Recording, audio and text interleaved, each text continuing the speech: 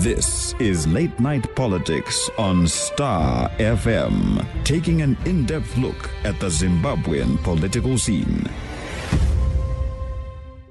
Good evening and welcome to Late Night Politics. My name is George Musumba. Many countries in Africa boast a high youth population with approximately 220 million across the continent between the ages of 15 to 24. In fact, the IMF estimates that Africa will account for 80% of the increase in the global population over the next 8 years. This youth bulge can become a demographic dividend with effective investments in African youth to bolster economic growth and development. While the potential for economic growth is significant, key barriers to achieving a demographic dividend in Africa persist. Youth face unique challenges including access to education, high rates of unemployment, lack of political representation, and gender disparities. The misconception that youth in large populations perpetuate violence is an added issue for policymakers.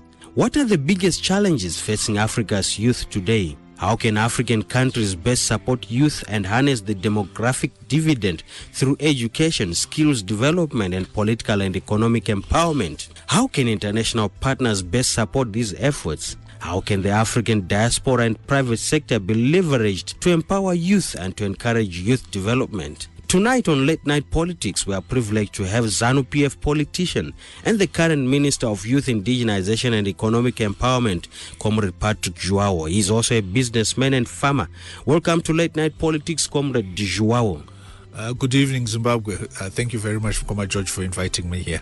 Now, let's just start because I know this is a political program, but today we are on a development tip, politics and development, which is one thing that we have been neglecting to touch on, the development aspect. And I know that this demographic dividend debate tonight will help us also to put politics in the context of development. Now, let's begin. Who is Comrade Patrick Zhuwao and your reading of the political landscape currently obtaining in Zimbabwe? This is just to lighten up the issues before we get into the program. Yes, Kanzwisa, as it were. Yes. Yes. Well, I'm Patrick Zhuwao. I have my initial training.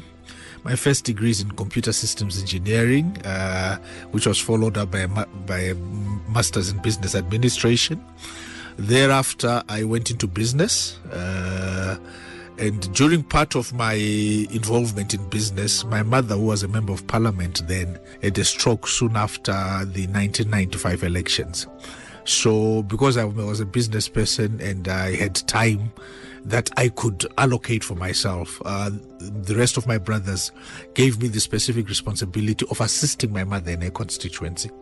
And then the political bug bit. And unfortunately, as a result of that, I had to put business on the back burner. I got involved in politics, started getting involved in the structures of ZANU-PF at district level in 1996, became a chairman of a district in 1996.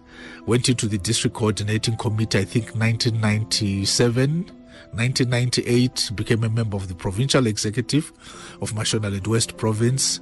Went into the provincial executive again in 2002. Then was elevated to the national executive of the youth wing, and became the director for the ZANU-PF Youth League, I think in 2003. Became a member of parliament for Manyambi constituency 2005. And when I was then appointed Deputy Minister of Science and Technology Development. But I then realized at that point that with the experience and the knowledge that I had needed to be augmented. So I went back to school, did a bachelor's degree in economics, a master's degree in economics, and also did a master's degree in public and development management. And that's basically the early part of my life. I was about to embark on further education, and then I was recalled back into government in 2015. Yeah. Okay. That's quite a CV, and at some point you were one of the youngest ministers, I understand, when you were the Deputy Minister of Science and Technology. At some point, I was one of the youngest looking ministers. Okay. And one of the things is that I think there were at that time about 5 ministers who were younger than I am. Okay.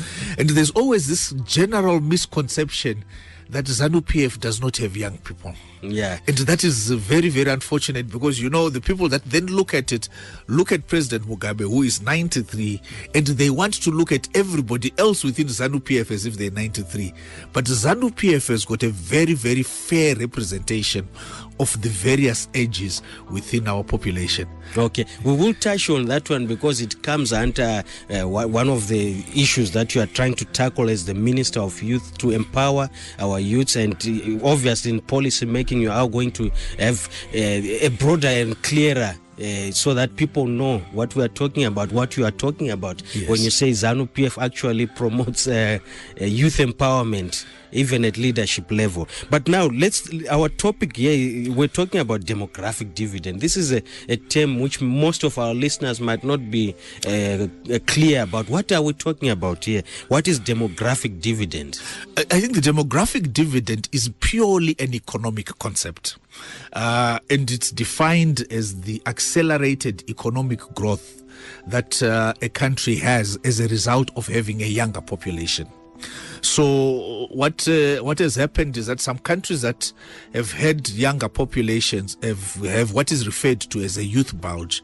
And if you invest in that youth bulge, you will actually be in a position to actually reap a demographic dividend. And I believe that Zimbabwe is currently surviving as a result of the demographic dividend. If we had not invested as a nation in young people from 1980, sanctions would have collapsed us. And maybe just to give a few statistics, in 1980 we had 1,235,994 primary schools. And now we are on 3 million primary schools. And that's an increase of 244%. Secondary schools were 74,321. We're now at 936,734 secondary schools. That's an increase of 1,260%. And in terms of healthcare facilities, I mean, we've created 1,253 healthcare facilities with 41,183 beds. This is coupled with 1,259 rural healthcare clinics, and 126 rural hospitals, 48 district hospitals, 73 referral hospitals, and 7 provincial hospitals, 6 central hospitals. Now, that's a major investment. I could go on. We had one university in 1980, which had an enrollment of 2,000.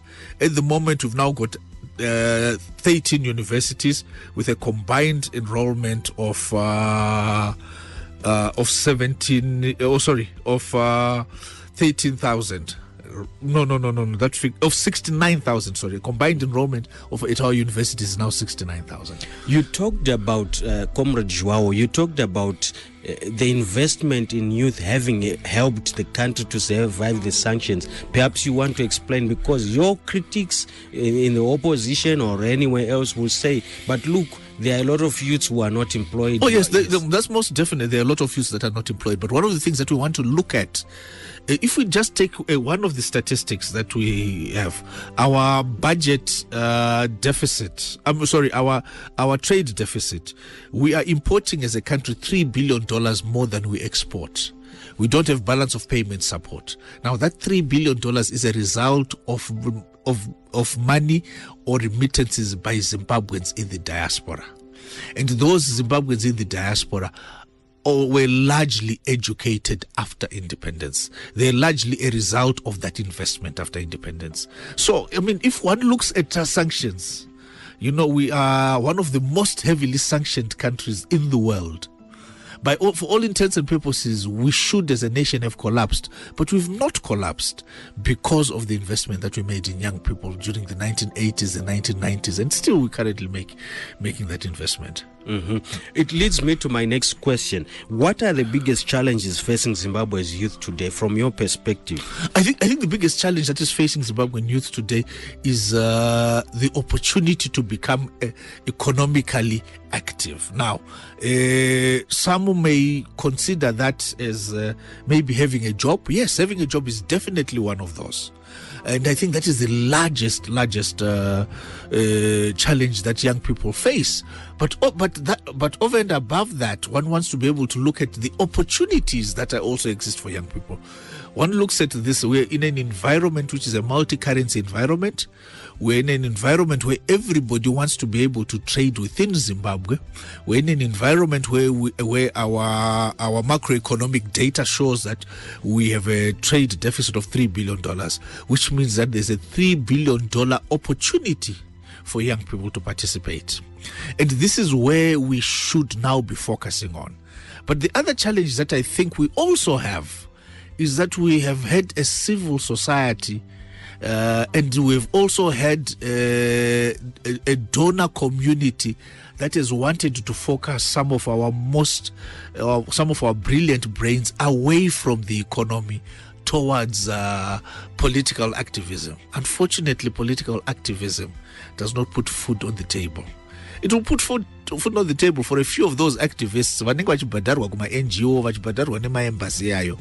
But for the rest of young people, all they are being told to do is that ngatijamuke, ngatiende ku stay away. But if you go and you stay away, which is chengetera huku dzako, achakufidhira huku dzako ndiani? You see, so that is, I think, a major challenge. We need to refocus our young people towards the economy. We need to refocus our young people towards political independence. And if I might quote President Mugabe in 1986, when he was addressing the ZANU-PF Youth League, he said, and let me quote, and I remember this, and I always have to say this. He said, I quote, "Our political independence must now lead us to our economic independence.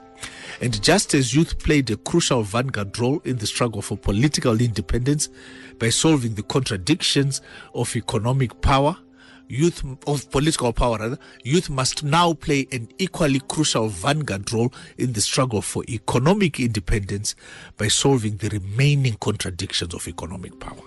So, as Frantz Fanon says, every generation must find its own task. The generation of now must deliver economic independence.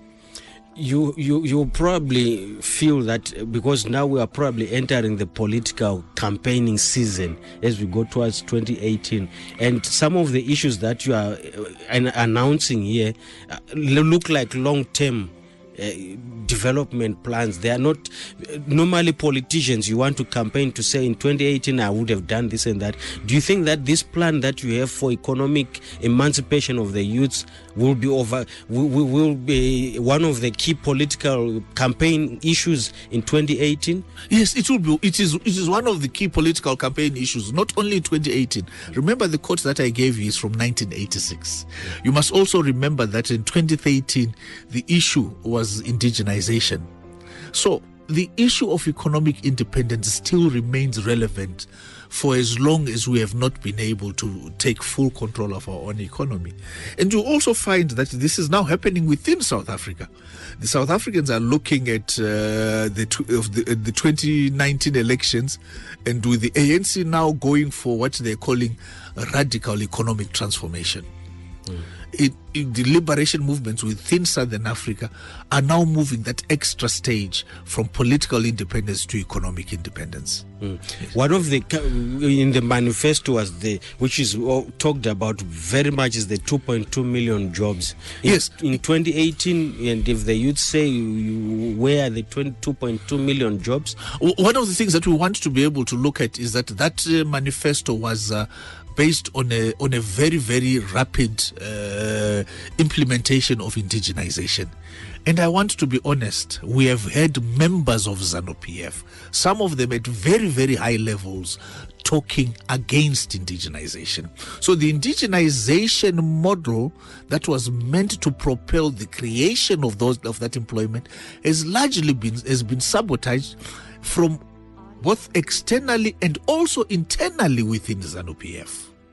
And this becomes very, very critical, which therefore has meant that the plan that was within the manifesto is not possible to be able to implement that, because one wants to be able to look at that particular manifesto as a comprehensive document. And that comprehensive document specifically looked at the number of assets and the value of those assets that could then be leveraged towards financing SMEs and so on. That did not happen. That indigenization program did not happen as envisaged within the manifesto. The program is Late Night Politics, and tonight we are privileged to have ZANU-PF politician and the current Minister of Youth Indigenization and Economic Empowerment, Comrade Patrick Zhuwao, who is also a businessman and farmer, and we're discussing the youth and demographic dividend. How can the youths be included in economic programs so that they spur the growth of any country? And this is what we're trying to get down to on our political debate tonight. We were just discussing some of the biggest challenges facing Zimbabwe's youth today. Now, how can government, Comrade Zhuwao, best support youth and harness the demographic dividend through education, skills development, and political and economic empowerment? I know that within the key pillars of the demographic dividend, we are going to discuss these issues more in detail, but just in brief, how can government best support the youth? I think what we have done as government is first of all we've set up a national economic empowerment strategy, whose main focus is on employment creation and enhancement. And then secondly, with the assistance of young people, we've developed the Zimbabwe Youth Empowerment Strategy for Investment. And the Zimbabwe Youth Empowerment Strategy for Investment is now looking at how young people are currently surviving. A lot of young people are involved in entrepreneurial activities, and we need to then be able to upscale those entrepreneurial activities, firstly. Secondly, we also need to be able to integrate young people within the wider developmental framework of Zimasset. And then thirdly and lastly, we need to also be able to provide for financial inclusion for young people. You see, a lot of young people are quite correct when they say they need resources to be able to grow and expand their businesses. But needing resources is similar to somebody turning around and saying, I need a roof over my head. Now, for you to have a roof over your head, you need to have a foundation. You need to build up the walls. So saying having a roof over your head is the ultimate end objective. So we've developed the youth empowerment model, which has got three components. Firstly, a component that looks at strengthening the individual young person as an entrepreneur. Secondly, the component of integrating that young person within the wider developmental framework and economic transformation, socioeconomic transformation of Zimasset. And then thirdly, allowing them access onto the financial markets. This is where you find our Zimche program comes in.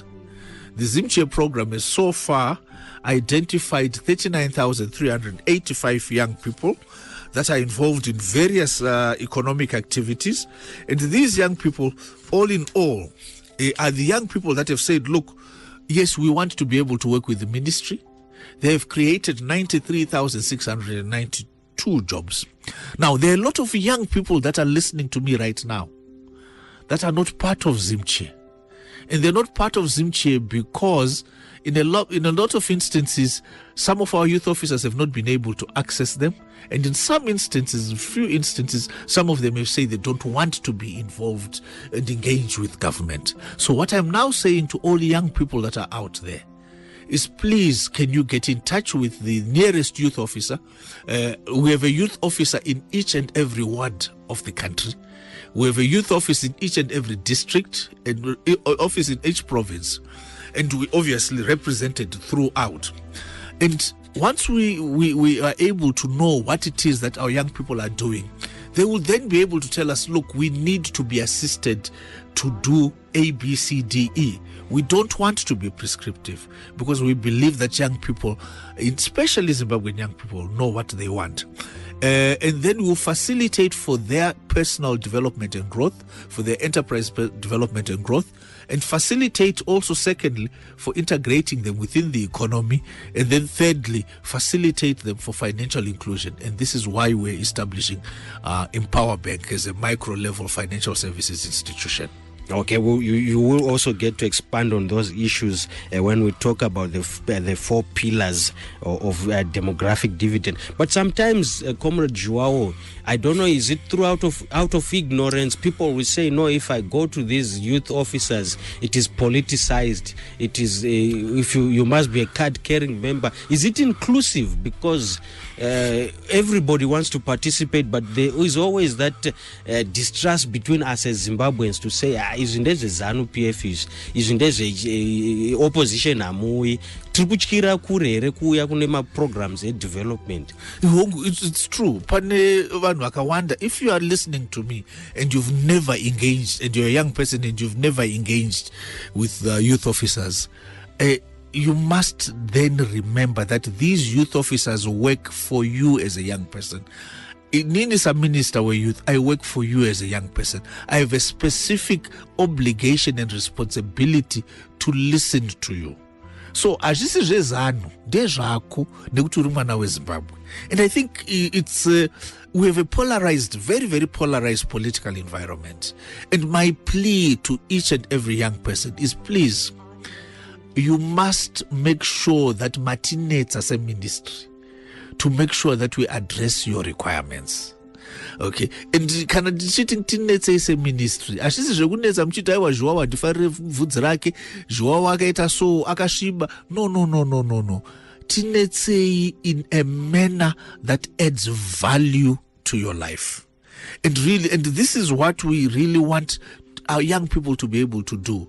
And a lot of not so young people, but people that were able to access land during the land reform program around kunana 2000 up to 2003, 4 and 5 and so on. And right now those people, when they cannot even look their kids in the face because vakaita hondo mfungwa vakaramba chirongwa chehurumende chaikufanirwa kunge chivabatsira. So this is my plea to all young people. Please come forward. Let us know what you need us to be able to do for you. And we will try as much as we possibly can. We have a national youth policy which calls for on each and every economic activity to set aside 25% of that activity for young people. And I can tell you this now. Right now, pane bridge, pane road rekubait bridge rukuvakwa anditi. And right now, I've never had anybody come to me and say, Minister, I need you to take me to Ministry of Transport so that I can find space for me to participate in that. Okay? $983 million, 40% of that is supposed to be local content, 25% of that 40% is supposed to go for youth. So 10, which is effectively 10% of 983 million. Second, 98.3 million. In terms of government policy, should be for the benefit of young people.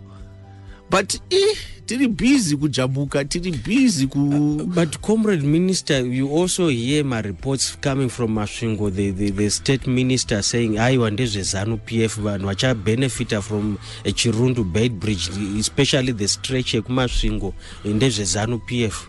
I didn't hear the minister saying that. One of the things that, in my view, is very simple. My view is that government policy comes from ZANU PF for the benefit of all Zimbabweans. If you look at the presidential input scheme, the president is very clear to say, aiwa, kana iri nyaya yema inputs munhu wese ngaawani, kana iri nyaya yechikafu munhu wese ngaawani. But kana state minister vakadaro, izvo zvasiyana nekuziva kwangu kuningirikini gwara rezANU PF. Gwara rezANU PF nderekuti hongu ngatisetei direction, ngatitaurei kuti nyika iri kufamba ichienda kwakati nekwakati, asi ngatifambei nemunhu wese. No one must be left behind. And I'm not sure. I know Honorable Mahofa is a very, very senior politician. I think she was probably misquoted because that's politically unwise. Aungatika is kuitira ZANU PF. Ko asiri weZANU PF wacho anditi muna murezvo kuti aite sei auya azovhotera ZANU PF mangwana. Saka inini my approach is very simple, Koma George. Kana usiri weZANU PF, please come and benefit so that uone kunaka nekutapira kunoita ZANU PF. My policies amunoita, they are very wise. but mataura ye polarization kuti sometimes I think the citizenry is not buying into the programs because how much are we losing as a nation in terms of development because of polarization? We don't trust kuti zviri kubva kunani. As politicians, how do we also bridge that gap to find each other, to trust each other, that whatever we are, this is a good policy, but it dies a stillbirth because the people don't take to it, they don't take it to heart because zvabva kunaningi. I think we're losing quite a lot. There's a young man who came from New York and set up a horticulture enterprise. And when he set up, well, he's not so young, but he's in his 40s. When he set up this horticulture enterprise, he started to employ my agronomists to service his outgrowers. Now, Minister of Agriculture in my agricultural extension officers. Now, he was getting himself an extra cost of a service that is there, that is being provided by government. And this is why I'm saying, at the end of the day, everybody must make the individual decision of saying, look, this is how I want to be able to move my life forward. This government has a responsibility to assist me. I must therefore engage this government. Because at the end of the day, mukafunga mkoma George muri kumba kwenyu kuti ndiri kuda kuita chakati nechakati. Kana isusu tisingazvizive sehurumende. How can we assist you? We can't, you see. So our job really as government, and this is the responsibility I've given to all my officers within the ministry, is that we must convert ourselves as a ministry to be economic empowerment extension officers. So really my appeal is we have to tell run I say. The program is Late Night Politics, and we are discussing the demographic dividend, and this is a policy which Africa is pushing, the African Union is pushing, that let's invest in our youth so that we see an economic growth, be it in education, in creating employment, and also even in political empowerment. And tonight, to help in the discussion, I have ZANU-PF politician and the current Minister of Youth, Indigenization and Economic Empowerment, Comrade Patrick Zhuwao. And we are discussing issues to do with the youth, issues to do with empowering the youth, issues to do with growing the economy, using the demographic dividend. What are some of the key pillars to harness the demographic dividend? Well, I think from a theoretical and conceptual point of view, I think they talk about four pillars. Firstly, they talk of the pillar of political participation and governance. They talk about the pillar of education and training. There's a pillar that talks towards health, and a pillar that talks towards employment creation. Right. Now, those are four pillars. Now, what is interesting about those four pillars is that three of those pillars are actually articulated within the national constitution, and in particular in section 20 of the national constitution, which talks towards youth. These are the pillars of employment creation and economic empowerment.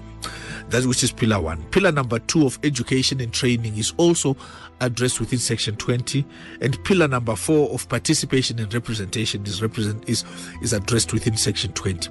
Pillar number 3 of health is actually articulated in section 29 of the Constitution. So from a constitutional point of view, we've addressed how that must happen within the Constitution. But we need to go beyond articulating how we need to do that. And one of the major issues that we have is the conversion of Chapter 2 on national aspirations of that Constitution into programs on the ground. And we as a ministry are now looking at actually converting section 20 of the Constitution into an omnibus piece of legislation that addresses all 5 components of the aspirations the youth within section 20.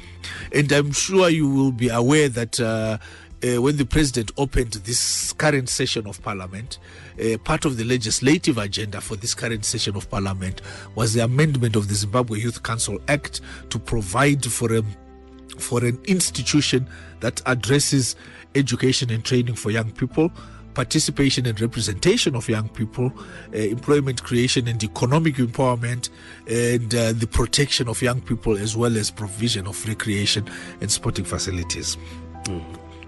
The program is Late Night Politics, and we are discussing the youth with the Minister of Youth, Indigenization and Economic Empowerment, Comrade Patrick Zhuwao, and specifically we are looking at the demographic dividend. How can we harness the youth so that economic growth is spurred to greater heights in Africa, in Zimbabwe? And we have just been talking about the pillars. Let's look at the pillars in detail, Comrade Minister, here. Let's start with employment and entrepreneurship. And as a ministry, what are some of the programs that you have that are geared towards ensuring that this pillar is fully covered? I think one of the things that I need to be able to recognize right from the outset is I must be able to recognize the entrepreneurial spirit that Zimbabweans have, and then be able to say that entrepreneurial spirit needs to be celebrated. To that end, we have established within the ministry a program that we're referring to as the Zimbabwe Champions and Heroes of the Economic Empowerment Revolution. And the acronym for that program is ZIMCHE. What our ZIMCHE program seeks to do is to identify and celebrate all entrepreneurs that are contributing towards the economic empowerment revolution. But we have started in the first phase by identifying and celebrating the young entrepreneurs. Like I've indicated to you, we've identified 39,385 young entrepreneurs throughout each and every ward of this country, each and every district, each and every province. Granted, some of those young people are not part of, have not been recognized as part of this program. And what we want to be able to say to all young people is that please, can you engage with us so that we know who you are, we know where you are, we know what you're doing. The reason we would like to be able to know that is so that we can connect you with other young people, so that you're able to form a vibrant network of young people. But you also need to be able to connect you with the wider business opportunities that might exist out there. So this program, having identified and celebrated entrepreneurs, will also seek to upscale those entrepreneurs. We have, as part of that, we then move into the other pillar of education and training. We have 42 vocational training centers, and we have said that within each and every one of our constituencies, we must establish a vocational training center. So that means that we will, during the course of the year, be increasing the number of vocational training centers that we have. We are engaging with local authorities, and we've realized that in a lot of areas, local authorities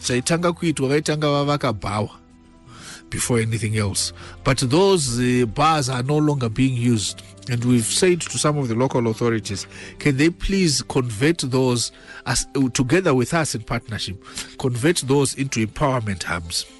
And I think we have got quite a bit of support. For example, Pane Bawarain's Matida Rekwamtare. It is one of our strongest vocational training centers.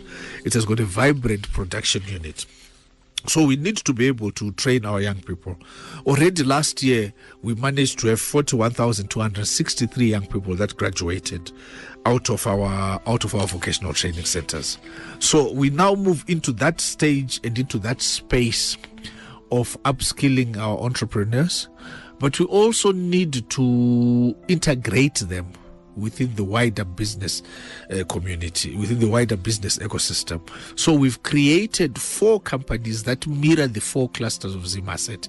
And these companies are Youth Feed Zimbabwe, Youth Shape Zimbabwe for infrastructure and construction, Youth Make Zimbabwe for construction, and Youth Employ Zimbabwe for the services industry. The role of these companies is to assist young people to be able to conduct some of the services that they may not be able to conduct on their own. Like, for example, conducting market research, developing value chains, business chain development, human resources management, accounting services. That's what we want those companies to be able to do. And then ultimately, after that, it makes it easier for us to be able to integrate and link our young people with the financial services sector, because we will now know that we have young people that we have moved towards being investment grade assets, so that banks and the financial markets are more ready to be able to engage with these young people. That's quite comprehensive. There is output from the vocational trade, but in terms of how do you also support them when they leave the vocational training centers? Are there specific contracts that you give them? Yes, one of the things that we want to be able to do is we want to convert also our vocational training centers into being incubation centers. So what it means is that once you get training at our vocational training center, you will then work within the confines of the business unit in the vocational training center under some form of incubation. And that then allows you to be able to start gradually accessing the financial markets. Say, while you take a course in welding, that therefore means that you have a certificate, you know how to weld, but you may not know how to market. So we will then assist in saying, if the vocational training center has got a strong marketing component, it then goes out and seeks for orders, and you then get given an order to be able to manufacture or fabricate 2 or 3 window frames. So that becomes part of the incubation program that we want to do. But as that happens, as a young person, chances are young person may not have access to the money to be able to buy inputs. So that then is where EmpowerBank now comes in. Those that then become part of our incubation program will also have a much better chance of being part of the financing program that we'll be putting together under EmpowerBank. When are we going to see the bank being functional? We are now tasara maoko Dr. Mangudja ne team yavo ku Reserve Bank. I am told by the team that is putting together all the papers that they've put everything together. It is now left with the Reserve Bank to be able to grant the license, and that all the work that has been needed has been done. We've done our business plans. We've set up our board and the board committees. We've indicated who the management is. We've gone out and identified where our offices should be. We're also in the process of acquiring those premises, and all in terms of the requirements of the Reserve Bank for licensing. I know one of the issues that has come up in the media is the composition of the EmpowerBank and Mrs. Simbachikore being there, and some have said, no, look, Comrade Zhuwao is practicing nepotism. What do you have to say to that? I don't know Mrs. Kumirai, Rudo Kumirai. She's also on the board. I didn't know Mkoma William Chaiteji is also on the board. But what I did, very, very clearly, what I did is I made sure that of that board, which has got about 7 people, 3 of those people are young people. And I made a deliberate choice to say that if the number is an odd number, if it had been 4, then I would have had 2 young men and 2 young women. But it's 3. So I decided that I will go and have 3 young women and 1 young man. And I've looked at the experience of these and qualifications of these young people. And all of their CVs have been taken to the Reserve Bank for the Reserve Bank to actually look and vet them, and they've qualified. Vanzine benga guru renyika vane kodzero ndo mikwende inofanirwa kunge iri paboard renyika. Manje kana munhu aine hondo mufungwa yekungoti akangodzwa zita rekuti Mugabe obva angoti aiwa handidi izvo zvakuti ndetseika wakuda kuti uendese unobikirwa doro, because zvimwe zvachona unosara kumashure pamusana pauti unenge uine hondo mufungwa, uine shave rekungoda kungorwisa, rekungopikisa, uchingopikisa asi pasina chinenge chichibuda. Muzukuru wangu Oliver Mtukudzi akataura kuti ngoromera harina zvarinobuda, I suppose this is when we discuss politics, how do we separate now kugona kwemwana wa president nekuti vanodawo here opportunities? What happens here? I think this is not an opportunity. You see, this is fascinating. This is not an opportunity for Mrs. Chikore. This is an opportunity for the young people of Zimbabwe. Mrs. Chikore, whilst we've looked at it from a professional point of view, but we must also look at it from a social point of view. Don't you know the social capital now? The involvement of Mrs. Chikore onto that board means that young people also have an additional voice that they can use to be able to articulate what they want to articulate. My Chikore vachaenda nangu Simba kunoti Simba mbenda unoona sekuru vobvunza kuti ko kubasa kuri sei votaura kuti no kwatoshanda navo vechidiki zvavari kuda ndezvakati nezvakati. Nai woshora pakadaro uyu mukana wekuti vechidiki vakwanisawo kuwana mamwe mazwi ekuti mumwe mukana wekuti vaendesewo zvavanenge vachida. But I was actually very, very elated kuti she agreed to be part of that board. My youth hands go and take that chance, go and take that opportunity kusvika kuti nzeve dzinonzwawo dzizoendesa zvinhu kumberi.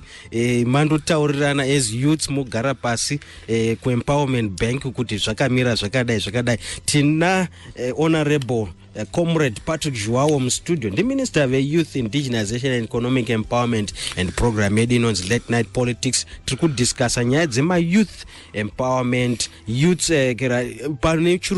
demographic dividend. Vechidiki wopinzwa kuti vapinde pedo nechoto sei choto che economy, choto che wana upfumi kuti nyika ibudirire. Ndizvo here comrade? It's kana tichitaura investing in youth in order to harness the demographic dividend. Atikutaura chete from an economic point of view. We also want to look at it from a social point of view. We also want to look at it from a political point of view. Izvi vanhu vakutanga kuita mishi nemhere. Pane vangu vakufamba vachiti aiwa ndaudza 25 tons dzechibage pano, vanhu vafa nenzara, chibage ngachiuye hachona. But ukaona munhu akuuya achiti ndaunza chibage, mamwe makore aya anga ari kupi, mubva mazuva kuti ataimira manje. Mukadzwa vana vakudzi school fees dzakubhadharwa moziva kuti ataimira manje. And yes, this is fine. People must aspire to be members of parliament. But one of the most dangerous things that I think is happening is that our young people may not be able to afford to bring a 30-ton truck in a chibage chekuti vape so that they can be voted for. Satatoti pa pillar number 4 kai ye rights, governance and youth empowerment. Go into more detail because I know the level playing field is the seasoned politician will have more resources. Wechidiki kuti asvike oneka vanangoti hanazo, they will not even take notice. Yes, they will not. One, they will not take notice, and two, also wechidiki wachona anenge asati awana experience. So there's a thought, an idea that was presented to me by the junior president, Excellency Tina Mbabare. The junior president says that if we look at the Constitution provides for two possibilities. Section 124 year Constitution says that the National Assembly, Parliament, there must be 60 seats reserved for the women's quota. Now, those 60 seats that are reserved for the women's quota will only be there for the two parliaments. Yes, two. Parliament yakaelectwa 2013, Parliament yakaelectwa 2018. Pfungwa iripo irikubva kuna sisitinaye Mbabare ndeyekuti kotadi kuti instead of doing away with that particular provision, poitwa a particular provision which then says then there should be 60 parliamentarians, junior parliamentarians elected on a proportional representation basis. What it therefore means is that in each and every province munenge makubuda vakomana vatatu vasikana vatatu who don't necessarily need to go and battle it out at constituency level. These would then be selected in the manner that say Madzimai are selected within the various political parties. But it will allow for young people to now have a voice, and to allow for my youth to also participate in parliament. And obviously, vakazopfuura makore 35 vakuchienda voneta se vakuchinotsvagochi a seat, a constituency. So that is one suggestion that has come up. And then they're also proposing, if we look at section 268, we've also got my provincial councils. Provincial councils are made up of my members of parliament, both senators and my constituent members of parliament. And that will then also provide an opportunity for young people to be able to look at that. I think that is a possible idea. Now, how do we move forward?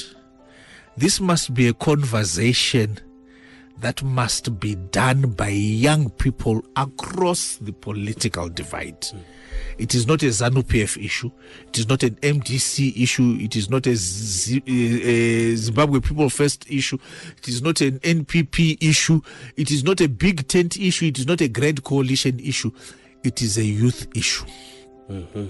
And as Minister of Youth, I will want to, once the board, Zimbabwe Youth Council, has gone through the necessary processes of being vetted and so on, and all the clearances being done, this is the first task that I'm going to give to the Zimbabwe Youth Council, to say, can you find out from young people, to what extent do they have an appetite that allows or makes provisions for them to have specific representation by making an amendment to section 268 of the Constitution to make provincial councillors a specific opportunity for young people, and and an amendment to section 124 to provide for representation of young people within the National Assembly.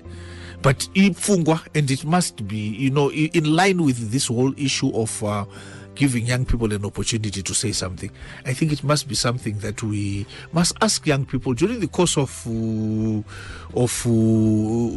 next few months. Say, is this something that you are interested in? Is this something that we must push forward? Kuti vakuru vatarise or not? Mm-hmm.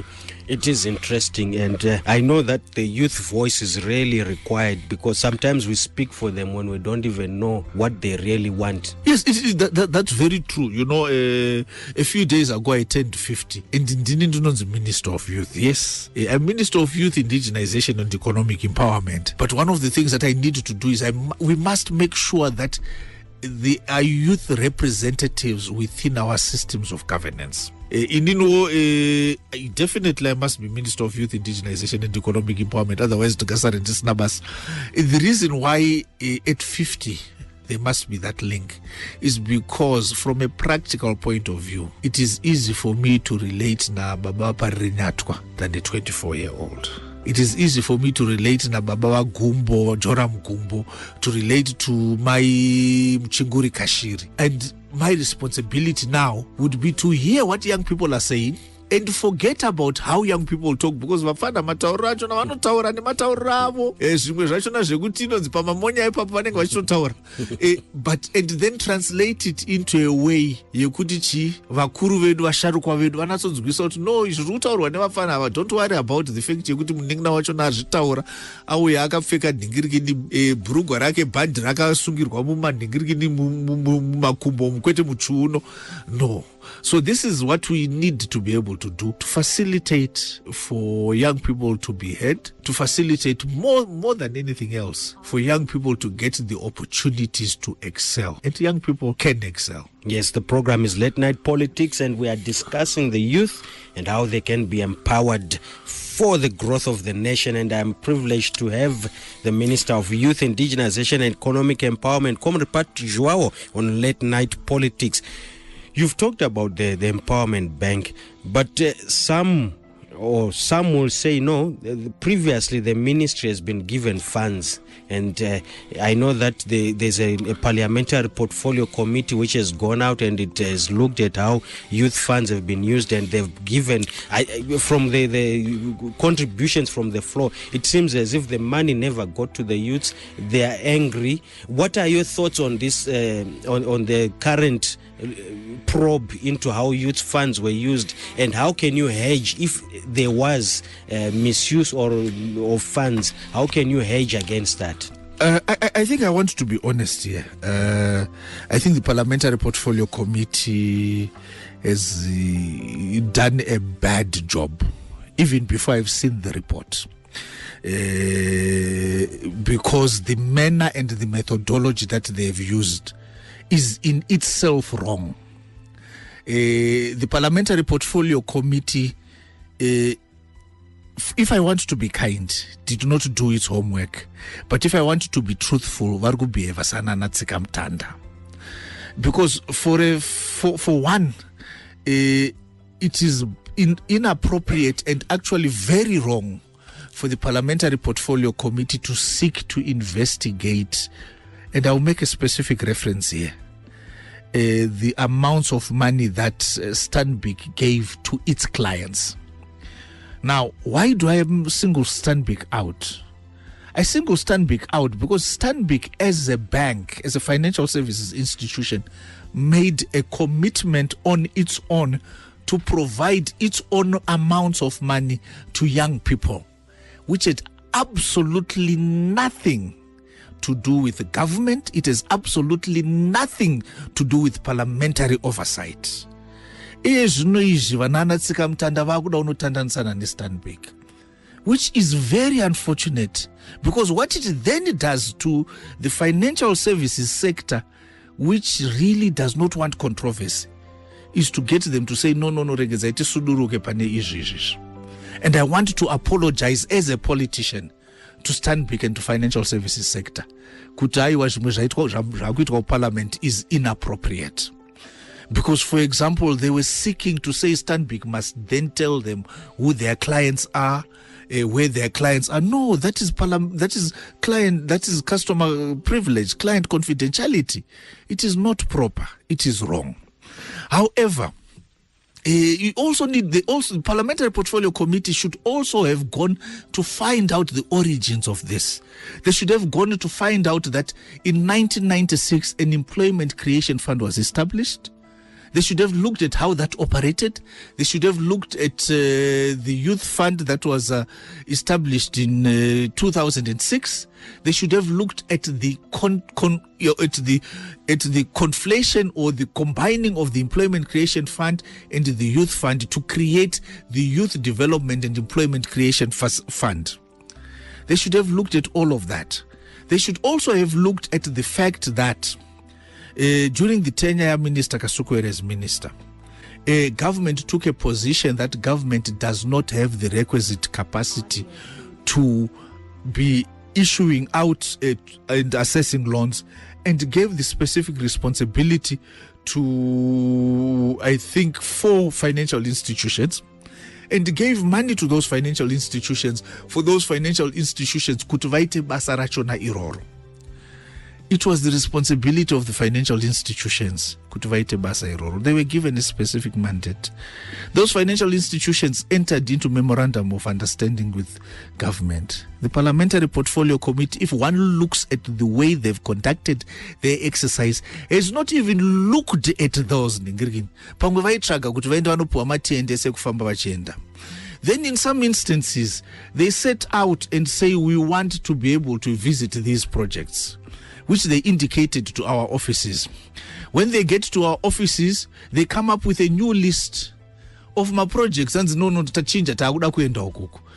arrangements get made. They go there, and on top of that, the worst thing of all is for the Parliamentary Portfolio Committee members to threaten government officers for the fact that they were disorganized.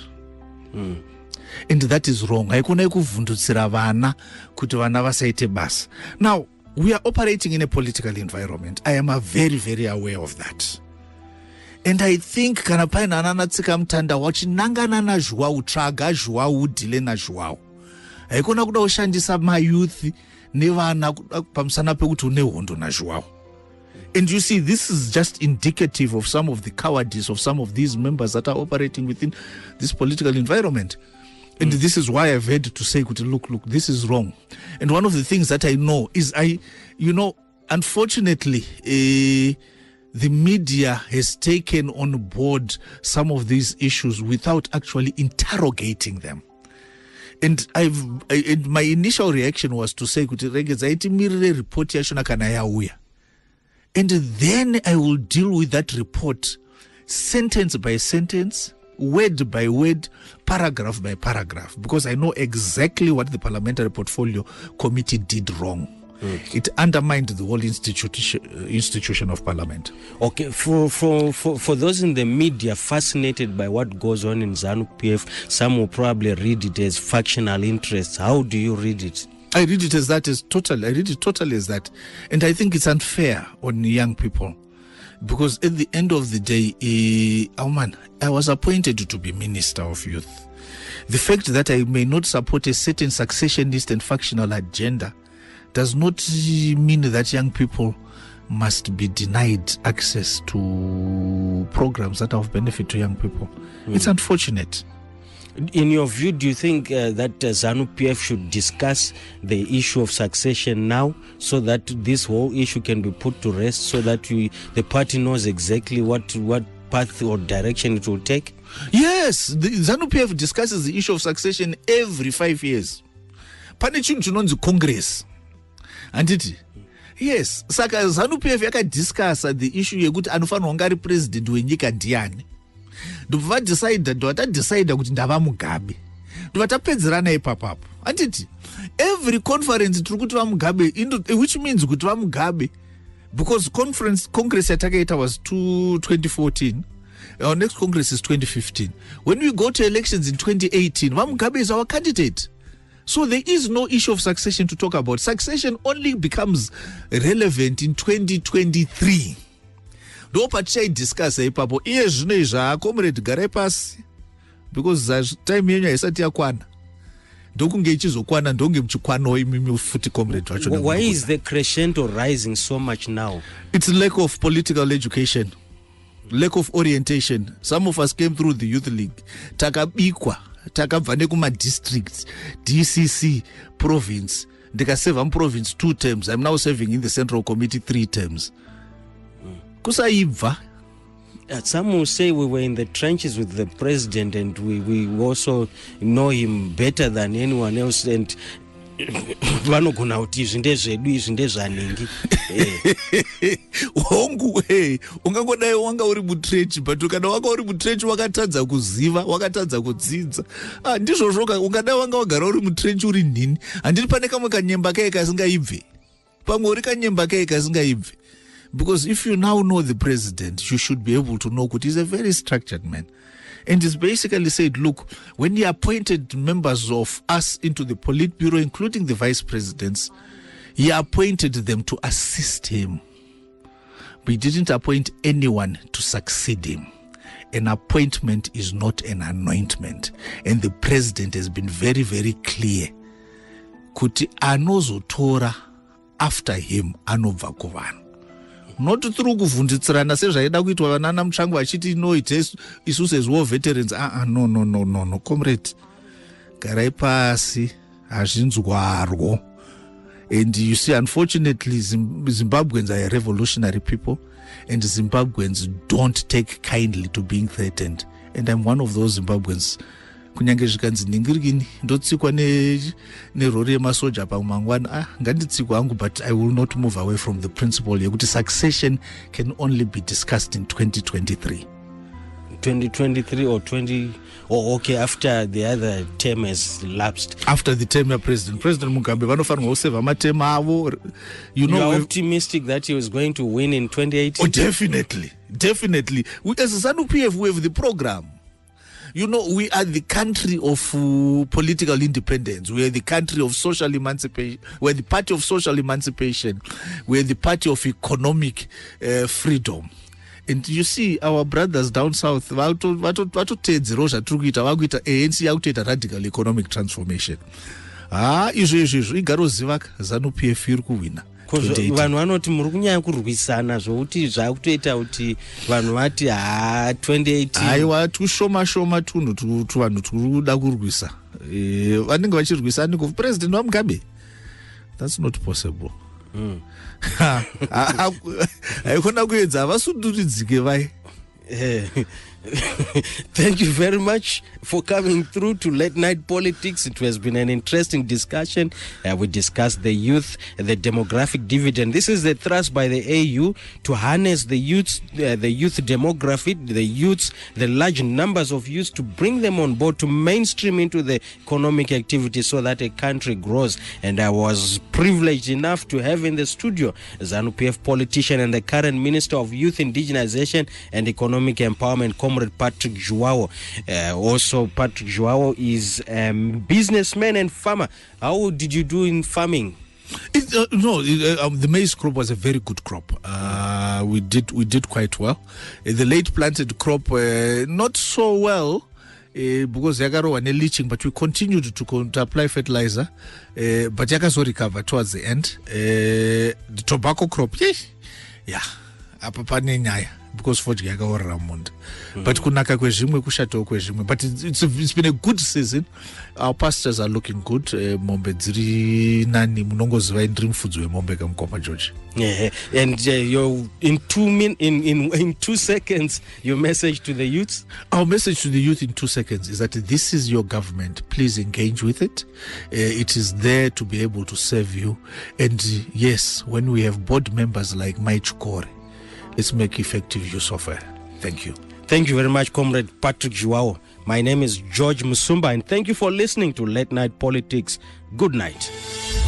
You've been listening to Late Night Politics on StarFM, taking an in-depth look at the Zimbabwean political scene. Join us again next week, Monday, same time on StarFM.